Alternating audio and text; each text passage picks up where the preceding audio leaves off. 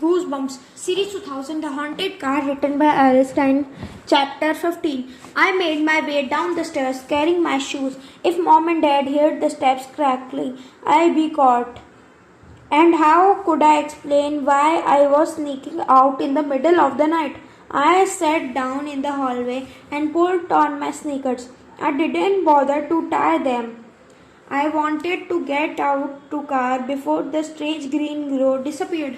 I could hear the wind whistling through the living room windows. The old glass panes rattled. It sounded as if someone was shaking the house. No wonder poor Todd thought that the place was haunted. Dad planned to replace the old window frames, but he hadn't had time. When it got really windy, we had to wear sweaters or coat inside the house. I pulled my down jacket. The car keys rested on the little table beside the front door. I picked them up and tucked them into my coat pocket, and then I carefully slid the front door open and slipped outside. A strong blast of wind blew me back against the door. My hair flew into my eyes. I fumbled with my jacket zipper and finally managed to zip it up to collar.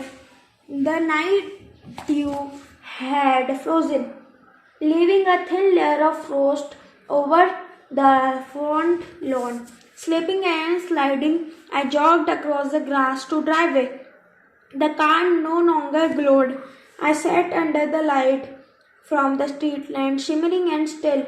I ran up the driver door, my breath rising in front of me in puffs of white steam. I peered into the frosted window, dark window inside the car, dark and empty. I ran my hand over the roof.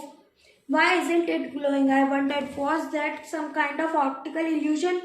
A trick of light from the upstairs window?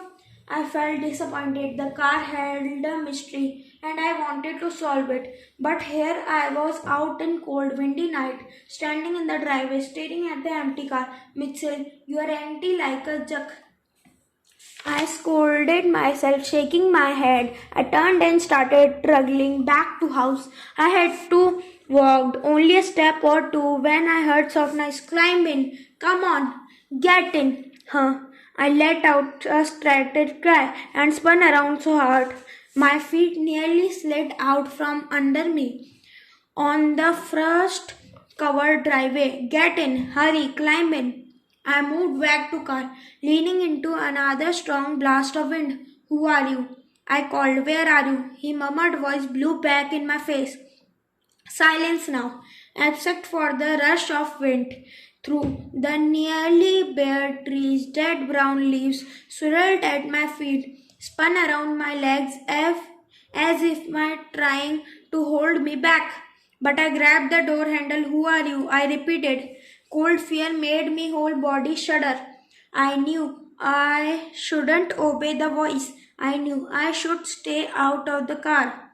I remembered the locked doors, the frigid air, the cold, cruel laughter. But I had sneaked outside to solve the mystery, and I couldn't solve it standing out here shivering, staring into an empty car. I pulled open the door and slid behind the wheel. The leather seat was so cold it stung my seam through my clothes. My breath trimmed the windshield. I rubbed my hands over the cold, smooth steering wheel. Are you here? I whispered, turning, searching around. Is someone in here? I listened for the girl's soft voice. Silence. Mitchell, you are an idiot. I murmured out loud.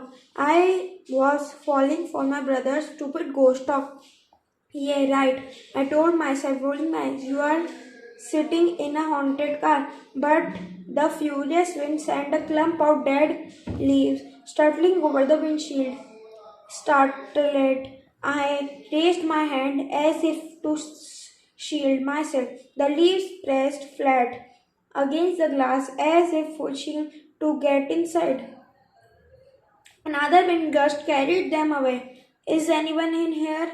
I tried again. Did someone call me? Silence. Shivering, I shoved my hands into my coat pockets and felt the car keys. I pulled them out and stared at them. Why did I bring them with me? Did I plan to start car? No, of course not. I picked them up because it's the middle of the night and am half asleep. I'm not thinking clearly and going crazy because there's something strange about this car that I can't figure out. I slipped the key into the ignition and turned it on. One notch.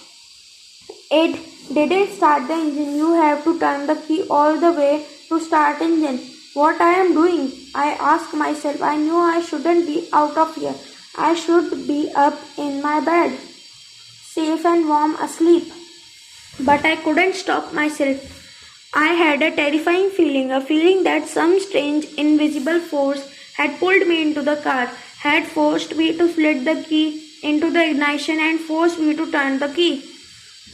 And then I felt a rush of cold air as my hand shot out and clicked on radio. Expected a blast of music, but instead I heard the crackle and whistle of static. I pushed a button, then another. No music. Was the radio broken? I spun the volume out, turned it all the way up, and the soft girl's voice whispered from the speakers, I am evil. I am so evil. I opened my mouth to call out to her, but only I choked a gurgle escaped my throat. I am so evil. Before I could utter a sound, the engine started up, the headlights flashed on, the car shifted into reverse. No, I will. This is happening. This can be happening, but with a jolt that sent my head crashing against the windshield. The car shot back down the driveway into the street. Hey, I shrieked. Stop this. Let me out. Stop. Let me out.